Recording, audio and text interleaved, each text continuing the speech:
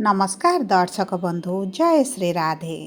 आजिर कार्यक्रमटी समस्त कन्या राशि व्यक्ति विशेषों बहुत अधिक गुरुत्वपूर्ण रही कारण यही भिडियो आपणकर संपूर्ण अगस्ट मासटी केमिति रहिबो एवं कौन परिवर्तन आपणक जीवन रे आसिबो ग्रह मानकर गोचर राशि परिवर्तन जहाँ सबू अगस्ट मासरे घटित हेबा पाई जाउछि ताहा आपणक जीवन रे केमिति प्रभाव पकाइबे केउं क्षेत्र गुड़िकरे आपनको टिके सावधान रहिबाकु पड़िबो टिके जगिबाकु पड़िबो सेही विषय रे विस्तृत भावरे आलोचना करिबा। एवं सबुठारु मुख्य कथा हेउछि आपणकर राशिटी कन्या हेले मध्य नक्षत्र अनुଯାୟୀ आपणक उपरे शुभ प्रभाव पड़िबो ना अशुभ प्रभाव पड़िबो कारण समस्त कन्या राशि व्यक्ति विशेष मानकु एका प्रकारर फल प्राप्ति हेब नाही एवं ता सहित एही भिडियो रे जणाइबी कौन करिबाकु पड़िबो प्रतिकार स्वरूप एही श्रावण मासरे जहाँ आपणक नक्षत्र अनुଯାୟୀ आपणकर अशुभत्व को दूर करिबो। देखंतु दर्शक बंधु एही 2026 मसीहार अगस्ट मासर राशिफलटी पूर्व मास गुड़िक परि साधारण राशिफल नुहे। एही मासरे शुभ ग्रह गुड़िक करुछंती राशि परिवर्तन एवं एही गोचर एही परिवर्तन आपणकर दिग दिशाटी को बदलाई देबो।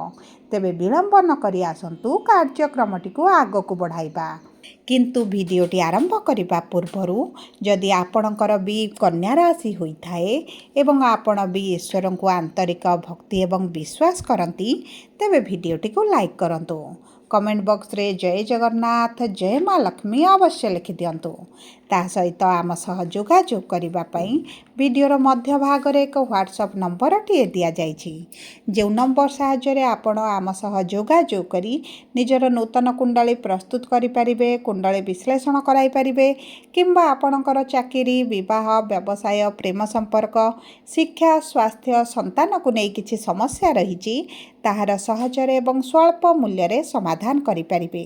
सेथिपई आपण आम सह भिडियोर शेष पर्यंत जोड़ी होई रुहंतु एवं व्हाट्सएप नंबर माध्यम रे आम सह जोगाजोग करी खूब कम मूल्य रे आपणक समस्यार समाधान करंतु। एबे आसंतु कार्यक्रमटी को आगकु बढ़ाइबा एवं जानिबा आपणक नक्षत्र अनुଯାୟୀ केउं प्रकारर फल प्राप्ति हेबा पाई जाउछि किंतु ता पूर्वरु जानिबा नवग्रहकर स्थिति आपणक कुंडली रे आपणक राशि रे केमिति रहिबो।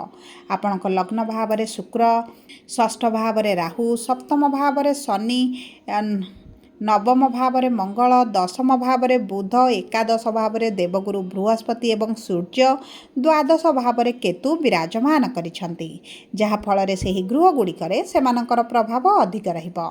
तेबे सर्वप्रथम जानिबा उत्तर फाल्गुनी कन्या राशि 12/6 कन्या राशि व्यक्ति विशेष मानकर सूर्य हेउछंती नक्षत्राधिपति एवं सूर्य आपणकर राशि एकादश भाव रे विराजमान करिछंती किंतु आपणकर द्वादश भाव को एही अगस्ट मास 17 तारिख दिन गोचर करुछंती जहा फल रे आपणक जीवन रे खर्चटी बढ़ी जिवो।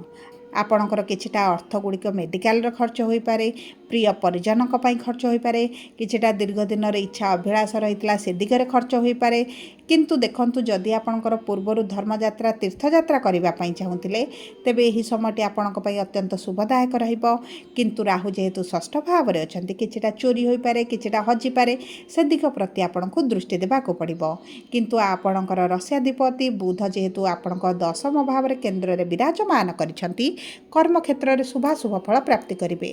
गुरु आपणकर एकादश भाव रे विराजमान करी सरकारी चाकरी रे अति प्रबल योग बनाउछंती जदि आपण पूर्वरु सरकारी चाकरी पई चेष्टा करी विफलता देखुथिले तेबे सही सब दिगरे भाग्य आपणकर साथ देव। आपण जदि किछि जमी भूमि जान वाहन क्रय करबा पई चाहुतिले आपणक पई उत्तम रहिबो किछि जदि कोर्ट कचेरी केस रहिछि सेही दिगरे मध्ये आपणक सपक्ष रे आसीबो। देखंतु पंचम अधिपति आपणक सप्तम भाव रे विराजमान करिथिबारु आपणक प्रेम संपर्क विवाह रे मध्ये परिणत होई पारे जदि किछिटा समस्या रहुतला अर्चना आसुतला बाधा आसुतला परिवार लोकंकर सहमति रहुनतला परिवार लोक मध्ये आपणक संपर्क को सहमति प्रदान करिवे। एबे आसंतु जानिबा हस्ता कन्या राशि 13/6 କନ୍ୟା ରାଶିର ବ୍ୟକ୍ତିବିଶେଷମାନଙ୍କର ଚନ୍ଦ୍ର ହେଉଛନ୍ତି ନକ୍ଷତ୍ରାଧିପତି ଏବଂ ଚନ୍ଦ୍ର ଆପଣଙ୍କର ରାଶିର ଏକାଦଶ ଭାବର ଅଧିପତି, ଯେଉଁ ଗୃହରେ ଦେବଗୁରୁ ବୃହସ୍ପତି ବିରାଜମାନ କରିଛନ୍ତି।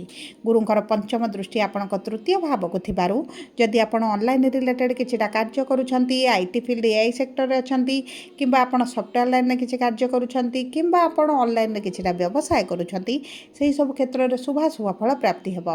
ଏବଂ ତା ସହିତ ଆପଣଙ୍କ ତୃତୀୟ ଭାବର ଅଧିପତି ମଙ୍ଗଳ ଯେହେତୁ ଭାଗ୍ୟର ଭାବରେ ଅଛନ୍ତି, ଆପଣଙ୍କର ସେ ଟ୍ରାନ୍ସପୋର୍ଟ ରିଲେଟେଡ୍ କାର୍ଯ୍ୟଗୁଡ଼ିକରେ ବହୁତ ଅଧିକ ସଫଳତା ମିଳିବ, ବହୁତ ଅଧିକ ଲାଭ ବଢ଼ିବ।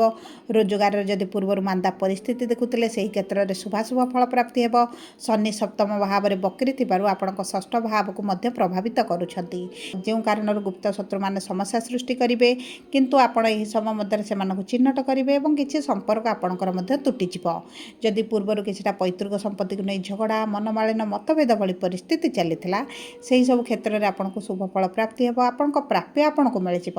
କିଛି ଭାଇ ଭଉଣୀ ପ୍ରିୟ ପରିଜନଙ୍କ ସହିତ ସମ୍ପର୍କ ମଧ୍ୟ ଖରାପ ହୋଇପାରେ। ଯଦି କିନ୍ତୁ ଆପଣ ଜମି ରିଲେଟେଡ୍ କିଛିଟା କାର୍ଯ୍ୟ କରୁଛନ୍ତି, ସେହିସବୁ କ୍ଷେତ୍ରରେ ଶୁଭାଶୁଭ ଫଳ ପ୍ରାପ୍ତି କରିବେ। ବିଦ୍ୟାର୍ଥୀମାନଙ୍କୁ ଶିକ୍ଷା କ୍ଷେତ୍ରରେ ମଧ୍ୟ ଉତ୍ତମ ଫଳ ପ୍ରାପ୍ତି ହୋଇଯିବ। ଏବଂ ଯଦି ଆପଣଙ୍କ କୁଣ୍ଡଳୀରେ ଶନି ବକ୍ରି ଅଛନ୍ତି, ତେବେ ଏହି ସମୟଟି ଆପଣଙ୍କୁ ବହୁତ ଅଧିକ ଶୁଭ ଫଳ ପ୍ରଦାନ କରିବ। ଆପଣଙ୍କର ଯଦି କୌଣସି ପ୍ରତିଯୋଗିତାରେ ଭାଗ ନିଅନ୍ତି, ସେଥିରେ ଉତ୍ତମ ଫଳ ପ୍ରାପ୍ତି କରିବେ। ମନପସନ୍ଦର କଲେଜ ମିଳିପାରେ, ମନପସନ୍ଦର କୋର୍ସ ମଧ୍ୟ କରିପାରନ୍ତି। ବୁଧଙ୍କର ସପ୍ତମ ଦୃଷ୍ଟି ଆପଣଙ୍କ ଭୋଗ ବିଳାସ ଐଶ୍ୱର୍ଯ୍ୟର ଭାବକୁ ଥିବା କାରଣରୁ ଆପଣଙ୍କ ସୁଖ ସୁବିଧାରେ ବୃଦ୍ଧି ଘଟିବ। ମାଆଙ୍କ ସହିତ ସମ୍ପର୍କ ମଧୁର ରହିବ। ମାଆଙ୍କ ଠାରୁ ଯଦି ଦୂରରେ ରହିଥିଲେ କିମ୍ବା ସମ୍ପର୍କରେ କିଛିଟା ମନମାଳିନ ମତଭେଦ ଥିଲା, ସେଥିରେ ମଧ୍ୟ ଆପଣ ପରିସ୍ଥିତି ସୁଧୁରିଲା ଭଳି ଦେଖିବେ। ପିତାଙ୍କର ସମ୍ପୂର୍ଣ୍ଣ ସହଯୋଗ ପ୍ରାପ୍ତି କରିବେ। ଆପଣଙ୍କ ନବମ ଅଧିପତି ଲଗ୍ନ ଭାବରେ ଥିବାରୁ ଆପଣଙ୍କ କ୍ୟାରିୟରକୁ ନେଇ ଆପଣଙ୍କର ଯେଉଁ ଚିନ୍ତା ରହୁଥିଲା, ତାହା ଆପଣଙ୍କର ଦୂର ହୋଇଯିବ। ସ୍ୱାସ୍ଥ୍ୟରେ ଧୀରେ ଧୀରେ ଉନ୍ନତି ଦେଖିବେ, କିନ୍ତୁ ଆପଣଙ୍କ ସ୍ନାୟୁଜନିତ ସମସ୍ୟା, ଅସ୍ଥିଗତ ସମସ୍ୟା ମଧ୍ୟ ଆପଣଙ୍କୁ ପୀଡ଼ା ଦେଇପାରେ। ଏହି ସମୟ ମଧ୍ୟରେ ଅଯଥା ଖର୍ଚ୍ଚ ଗୁଡ଼ାଏ ମଧ୍ୟ ଆପଣଙ୍କର ବଢ଼ିପାରେ। ସେ ଦିଗ ପ୍ରତି ଆପଣଙ୍କୁ ଧ୍ୟାନ ଦେବାକୁ ପଡ଼ିବ। ଏବେ ଆସନ୍ତୁ ଜାଣିବା ଚିତ୍ରା କନ୍ୟା ରାଶି 14/6 କନ୍ୟା ରାଶିର ବ୍ୟକ୍ତିବିଶେଷମାନଙ୍କର ମଙ୍ଗଳ ହେଉଛନ୍ତି ନକ୍ଷତ୍ରାଧିପତି, ବିରାଜମାନ କରିଛନ୍ତି ଭାଗ୍ୟର ଭାବରେ। ଦେଖନ୍ତୁ, ଏହି ସମୟ ମଧ୍ୟରେ ଭାଗ୍ୟ ଆପଣଙ୍କ ବଳବାନ ରହିବ। ପିତାଙ୍କ ଠାରୁ ଆପଣ ସହଯୋଗ ସମର୍ଥନ ପ୍ରାପ୍ତି କରିବେ। ଯେକୌଣସି ନିଷ୍ପତ୍ତି ନେବା ପୂର୍ବରୁ ଆପଣଙ୍କ ପିତା ହୁଅନ୍ତୁ କିମ୍ବା ପିତା ତୁଲ୍ୟ ବ୍ୟକ୍ତିଙ୍କ ଠାରୁ କିଛିଟା ଉପଦେଶ ନେଇ ଯଦି ଆପଣ କାର୍ଯ୍ୟଗୁଡ଼ିକ କରିବେ, ସେହି କ୍ଷେତ୍ରରେ ଆପଣଙ୍କୁ ଶୁଭାଶୁଭ ଫଳ ପ୍ରାପ୍ତି ହେବ। ତରବର ହୋଇ କୌଣସି ନିଷ୍ପତ୍ତି ନିଅନ୍ତୁ ନାହିଁ। କର୍ମକ୍ଷେତ୍ରରେ ଆପଣଙ୍କୁ ନିଯୁକ୍ତି ପ୍ରାପ୍ତ ହେବ। ଯଦି କର୍ମକ୍ଷେତ୍ରରେ କିଛି କାର୍ଯ୍ୟ ଅଟକି ରହିଥିଲା, ତାହା ଆପଣଙ୍କର ପୂରଣ ହୋଇଯିବ। ବୁଧ ଆପଣଙ୍କର କର୍ମାଧିପତି ହୋଇ ଆପଣଙ୍କ କର୍ମ ଭାବରେ ବିରାଜମାନ କରିଥିବାରୁ ଆପଣ ଯଦି ଚାକିରି ପାଇଁ ଆପ୍ଲାଏ କରିଛନ୍ତି, ଚାକିରି ସନ୍ଧାନ ରହିଛନ୍ତି, ଆପଣଙ୍କୁ ଚାକିରି ପ୍ରାପ୍ତ ହୋଇପାରେ। ଏହି ସମୟ ମଧ୍ୟରେ ଆପଣ କିଛି ନା କିଛି ପରିବର୍ତ୍ତନ କରିବା ପାଇଁ ଚିନ୍ତା କରିପାରନ୍ତି। ଯଦି ଆପଣ ଲୋନ୍ ପାଇଁ ଆପ୍ଲାଏ କରିଛନ୍ତି, ଆପଣଙ୍କ ଲୋନ୍ ନିଶ୍ଚିତ ଭାବରେ ପାସ୍ ହୋଇଯିବ। ବିଶେଷ ଭାବରେ ଯଦି ଆପଣ ବ୍ୟବସାୟ ପାଇଁ କିଛିଟା ଅର୍ଥ ଚାହୁଁଥିଲେ, ତେବେ ସେହି ଅର୍ଥ ରାଶି ଆପଣଙ୍କୁ ମିଳିଯିବ। କିଛିଟା ଅଚାନକ ଧନ ଲାଭ ହୋଇପାରେ, କିଛିଟା ଅଚାନକ ସାହାଯ୍ୟ ରାଶି ମଧ୍ୟ ପ୍ରାପ୍ତ ହୋଇପାରେ, କିମ୍ବା ଆପଣଙ୍କ ଅର୍ଥ ଯଦି କେଉଁଠି ଫସିକି ରହିଥିଲା, ତାହା ଆପଣଙ୍କୁ ମିଳିଯିବ।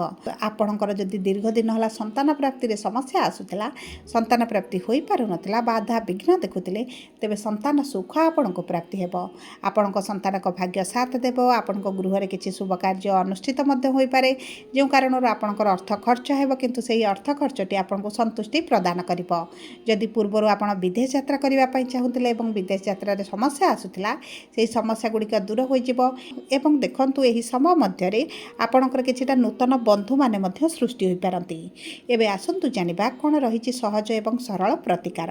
ଆପଣ ପ୍ରତ୍ୟେକ ଦିନ ପ୍ରାତଃ ସମୟରେ ସୂର୍ଯ୍ୟଙ୍କୁ ଜଳ ଅର୍ପଣ କରନ୍ତୁ, ମହାଦେବଙ୍କର ଉପାସନା କରନ୍ତୁ ଏବଂ ଓଁ ନମଃ ଶିବାୟ ମନ୍ତ୍ର ପ୍ରତ୍ୟେକ ଦିନ ଜପ କରନ୍ତୁ। ହନୁମାନ ଚାଳିଶା ପାଠ କରିବା ସହିତ ଛୋଟ ପକ୍ଷୀମାନଙ୍କୁ କିଛିଟା ଖାଦ୍ୟ ଦିଅନ୍ତୁ, କିଛିଟା ଦାନା ଦିଅନ୍ତୁ ଏବଂ ଚେଷ୍ଟା କରନ୍ତୁ ପ୍ରତ୍ୟେକ ସୋମବାର ଦିନ ମହାଦେବଙ୍କ ମନ୍ଦିରରେ ବେଲପତ୍ର ସହିତ କଞ୍ଚା କ୍ଷୀର ଅର୍ପଣ କରିବା ପାଇଁ। ଆପଣଙ୍କର ବହୁତ ଗୁଡ଼ିଏ ଅଶୁଭତ୍ୱ ଦୂର ହୋଇଯିବ।